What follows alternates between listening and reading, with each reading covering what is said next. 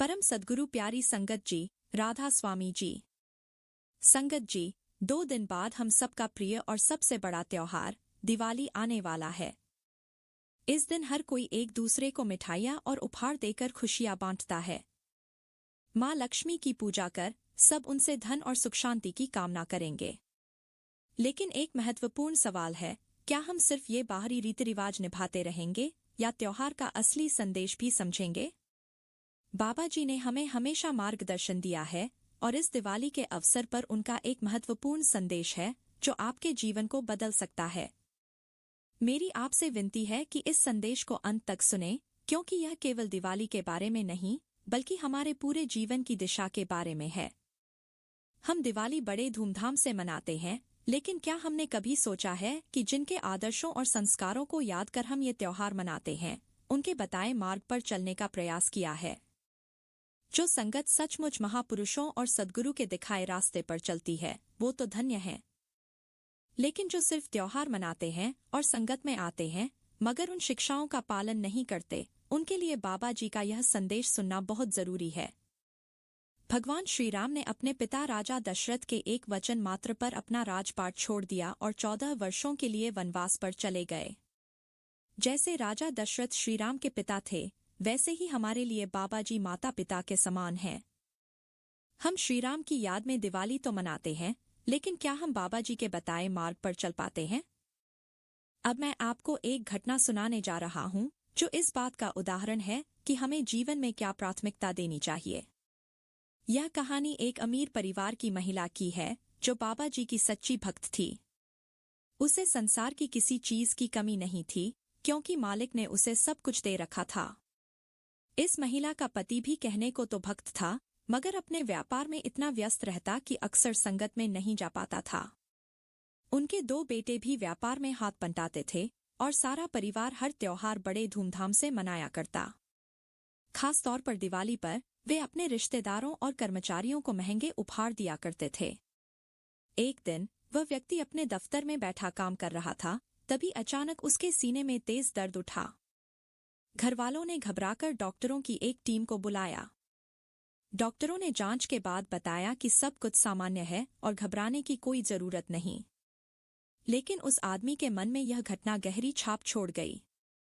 वह सोचने लगा, मेरा इतना बड़ा व्यापार है, अगर मुझे कुछ हो गया तो मेरे दोनों बेटे मेरी संपत्ति के लिए आपस में न लड़ पड़े। यही सोचकर उसने निर्णय लिया कि जीते जी ही अपनी संपत्ति का बंटवारा कर देगा, ताकि बाद में किसी प्रकार का विवाद न हो। उसने तुरंत अपने अकाउंटेंट को बुलाया और कहा, मुझे मेरी सारी संपत्ति और बैंक खातों का सही हिसाब चाहिए ताकि मैं अपनी वसीयत लिख सकूं। अकाउंटेंट ने कहा, इसमें 2-3 दिन लगेंगे, क्योंकि आपकी संपत्तियां और खाते कई जगह फैले हुए हैं। व्यक्ति ने जवाब दिया, कोई बात नहीं, आप 3 दिन ले लीजिए, लेकिन हिसाब एकदम सही होना चाहिए, ताकि जब मैं दोनों बेटों में बराबर बराबर हिस्सा बांटूं तो किसी को भी कम या ज्यादा न मिले। इस कहानी का सार यही है कि हम जितनी भी दुनियावी संपत्ति जोड़ लें, वह केवल यहीं रह जाती है। असली दौलत वह है जो हम अपने सद्गुरु के मार्ग पर चलकर अर्जित करते हैं। बाबा जी का संदेश यही है कि त्योहार मनाना महत्वपूर्ण है, लेकिन उससे भी जरूरी है जीवन के असली अर्थ को समझना और सद्गुरु के मार्ग पर चलना। इसलिए इस दिवाली सिर्फ रोशनी और मिठाइयों तक सीमित न रहें। कोशिश करें कि अपने जीवन में भी उस प्रकाश को लाएं जो हमारे भीतर अज्ञानता के अंधकार को मिटा दे। यही सच्ची दिवाली है, जब हमारा मन भी ज्ञान और प्रेम से जगमगाए। संगत जी, अब कहानी को आगे बढ़ाते हैं। 2-3 दिन बाद वह अकाउंटेंट पूरे हिसाब किताब के साथ वापस आया और बड़े ही विश्वास से कहा, यह रहा आपकी संपत्ति और धन का पूरा ब्यौरा। अब आप इसे खुशी खुशी अपने दोनों बेटों में आधा आधा बांट सकते हैं। इसमें 1 भी रुपए की गड़बड़ी नहीं है। अकाउंटेंट ने आगे बताया, आपकी संपत्ति इतनी है कि आपकी 5 पीढ़ियां कुछ भी न करें तो भी भूखी नहीं मरेंगी। यह सुनकर उस व्यक्ति को बहुत अच्छा लगा और उसका मन संतोष से भर गया।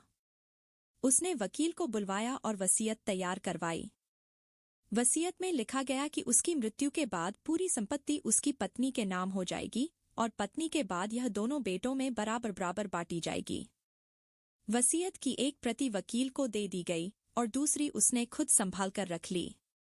अगले कुछ दिन वह बहुत खुश रहा और रातों को सो नहीं पा रहा था, क्योंकि मन ही मन सोचता, अब मेरी 5 पीढ़ियां भूखी नहीं मरेंगी। लेकिन कुछ दिनों बाद उसकी यह सकारात्मक सोच अचानक बदलने लगी।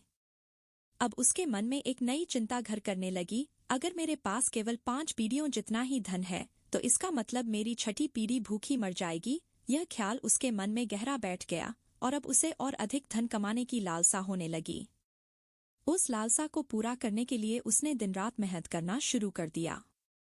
उम्र के इस पड़ाव पर इतनी कड़ी मेहनत से उसकी सेहत बिगड़ने लगी, लेकिन फिर भी वह दफ्तर में काम करता रहा, क्योंकि उसकी चिंता केवल यही थी कि भविष्य में उसकी पीढ़ियां कैसे चलेंगी।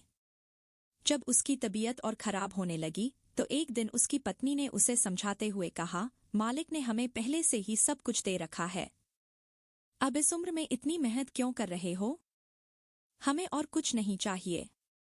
आप अपनी सेहत का ध्यान रखिए। लेकिन वह व्यक्ति तो केवल यही सोच रहा था, मेरी 6ठी पीढ़ी का क्या होगा? पत्नी ने कई बार उसे समझाने की कोशिश की, लेकिन उसकी चिंता कम नहीं हुई। आखिरकार जब पत्नी ने बार बार सवाल किया तो उसने अपनी चिंता बता ही दी। यह सुनकर उसकी पत्नी हंस पड़ी और बोली, आप अपने आप को सत्संगी कहते हैं और गुरु के मार्ग पर चलने की बात करते हैं, लेकिन क्या आप सचमुच गुरु के मार्ग पर चल रहे हैं? वह व्यक्ति थोड़ा हैरान होकर बोला, हाँ, मैं तो गुरु के बताए मार्ग पर ही चलता हूँ। इस पर पत्नी ने कहा, बाबा जी ने हमेशा यही सिखाया है कि चिंता नहीं करनी चाहिए और किसी भी चीज की इच्छा नहीं रखनी चाहिए, लेकिन आप तो इन दोनों ही बातों का उल्लंघन कर रहे हैं। उन दिनों बड़े महाराज जी डेरा में सत्संग किया करते थे। पत्नी ने मन ही मन सोचा कि अब महाराज जी ही इन्हें समझा सकते हैं, इसलिए वह अपने पति को लेकर डेरा चली गई। डेरा में उन दिनों महाराज जी से मुलाकात करना सरल हुआ करता था। पत्नी ने पूरी बात महाराज जी को बताई। महाराज जी ने उस व्यक्ति को अपने पास बुलाया और बड़े प्यार से समझाया, बेटा, भगवान श्रीराम ने अपने पिता के एक आदेश पर बिना एक पल भी सोचे राजपाट को त्याग दिया था। उन्होंने अपनी सारी इच्छाएं छोड़कर खुशी खुशी फकीर की जिंदगी को अपनाया था। महाराज जी ने आगे कहा, अगर श्रीराम जैसी महान आत्मा ने सब कुछ छोड़ दिया और संतोषपूर्वक जीवन बिताया तो तुम्हें क्यों इतनी चिंता हो रही है? धन तो केवल एक साधन है, असली सुख संतोष और भक्ति में है। जो व्यक्ति इच्छाओं के जाल में फंस जाता है उसका मन कभी शांत नहीं होता। महाराज जी के शब्दों ने उस व्यक्ति के मन पर गहरी छाप छोड़ी। उसकी आंखें खुल गईं और वह समझ गया कि जीवन का असली उद्देश्य धन इकट्ठा करना नहीं, बल्कि गुरु के बताए मार्ग पर चलना और संतोष में रहना है। उसने महाराज जी के चरणों में प्रणाम किया और वचन लिया कि अब वह किसी भी चीज की चिंता नहीं करेगा। वह अपने जीवन को गुरु के मार्ग पर चलाकर बिताएगा और हर त्योहार को बाहरी दिखावे के बजाय आंतरिक शांति और संतोष के साथ मनाएगा। संगत जी, यही बाबा जी का संदेश है। त्योहार मनाना जरूरी है, लेकिन उससे भी जरूरी है अपने मन को त्योहार की असली भावना से भरना। जीवन में संतोष और भक्ति का दीप जलाना ही सच्ची दिवाली है। आज एक छोटी सी कहानी सुनाते हैं जिसमें जीवन का बहुत बड़ा संदेश छुपा है। एक दिन महाराज जी ने एक भाई को अपने पास बुलाया जो अत्यधिक चिंता में डूबा हुआ था। महाराज जी ने उससे बड़े प्रेम से पूछा, बेटा, तो दिवाली तो मनाता है, लेकिन क्या सच में महापुरुषों के बताए मार्ग पर चल रहा है? फिर समझाया, भगवान श्रीराम को भी अपने वनवास के दौरान यह चिंता नहीं थी कि इतने साल जंगल में उनकी पत्नी और भाई का गुजारा कैसे होगा। वे अपनी इच्छाओं का त्याग करके आनंद के साथ फकीर की तरह जीवन जीते रहे। महाराज जी ने उसे समझाते हुए आगे कहा, मालिक ने तुझे सब कुछ दिया है, लेकिन तेरी इच्छाएं हैं कि खत्म ही नहीं हो रही। तू उन्हीं इच्छाओं को पूरा करने के चक्कर में उस मालिक को ही भूल बैठा है जिसने तुझे यह सब कुछ दिया है। तू चिंता में इतना डूबा है कि समय से पहले अपनी ही जिंदगी को तबाह कर रहा है। फिर महाराज जी ने एक और सुंदर उदाहरण दिया, जब हम किसी जानवर को रोटी डालते हैं तो वह केवल उतनी ही रोटी खाता है जितनी से उसका पेट भर जाए, बाकी छोड़कर चला जाता है। लेकिन इंसान का स्वभाव ऐसा है कि खुद का पेट भर जाने के बाद भी वह अपने आने वाली नस्लों के लिए सब कुछ इकट्ठा करने में लग जाता है। पूरी उम्र इसी में लगा रहता है और फिर एक दिन मौत उसे अपने साथ ले जाती है। महाराज जी ने आगे कहा, जब इंसान मालिक के सामने पहुंचता है तो मालिक उससे पूछता है, मैंने तुझे संसार में मुक्ति पाने का एक अवसर दिया था, लेकिन तू वहां और ही कामों में लगा रहा। अब पछताने के सिवा तेरे पास कुछ नहीं बचा। उस समय इंसान मालिक से एक और मौका मांगने लगता है, लेकिन फिर रूह को 84 के चक्कर में भेज दिया जाता है। महाराज जी ने उसे और गहराई से समझाया, दिवाली पर बाहरी दीपक जलाने में खुशी जरूर मनाओ, लेकिन असली तृप्ति तभी मिलेगी जब अंदर का दीपक जल उठेगा। जिस दिन तू भजन सिमरन के जरिए अपने अंदर के प्रकाश को प्रकट करेगा और मन के अंधेरे को खत्म करेगा, उस दिन सारी चिंताओं और इच्छाओं से मुक्त हो जाएगा। फिर महाराज जी ने कहा, कुछ चिंताओं को मालिक पर भी छोड़ देना चाहिए। जिसने तेरी आने वाली पीढ़ियों को जन्म देने की योजना बनाई है, वह उनके खाने पीने का इंतजाम भी करेगा। मालिक माँ के गर्भ में भी बच्चे को भोजन पहुंचाने की व्यवस्था करता है।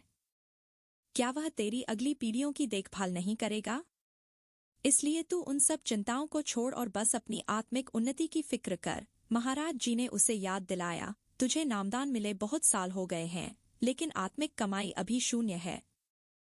दुनियावी दौलत तो बहुत कमा ली, अब असली दौलत कब इकट्ठी करेगा? महाराज जी के इन शब्दों ने उस भाई के मन में गहरी छाप छोड़ी। उसने अपनी चिंताओं को छोड़कर नाम की कमाई में जुटने का निश्चय किया। संगत जी, यह बात बिल्कुल सच है कि हम त्योहारों पर मस्ती तो खूब करते हैं, लेकिन यह कभी नहीं सोचते कि ये त्योहार क्यों मनाए जाते हैं। हर त्योहार अपने साथ कोई न कोई बड़ा संदेश लेकर आता है। हमें अपने बच्चों को भी इन कहानियों और त्योहारों का महत्व जरूर समझाना चाहिए, ताकि उनके अंदर अच्छे संस्कार आ सकें। इस दिवाली आइए हम सब यह संकल्प लें कि अपनी इच्छाओं और चिंताओं को दिवाली के दीपक के साथ जला देंगे और सब कुछ मालिक की मर्जी पर छोड़ देंगे। 24 घंटे में से थोड़ा समय भजन सिमरन के लिए भी निकालें। यही सच्ची दिवाली है, जब हमारा अंदर का दीपक जल उठे और हम मालिक की भक्ति में रम जाएं। संगत जी, इसी के साथ मैं आपसे विदा लेती हूँ। इस वीडियो को अपने दोस्तों और परिवार के साथ जरूर साझा करें और हमारे चैनल को सब्सक्राइब करके इस सेवा का हिस्सा बनें। गुरु प्यारी संगत जी, राधा स्वामी जी।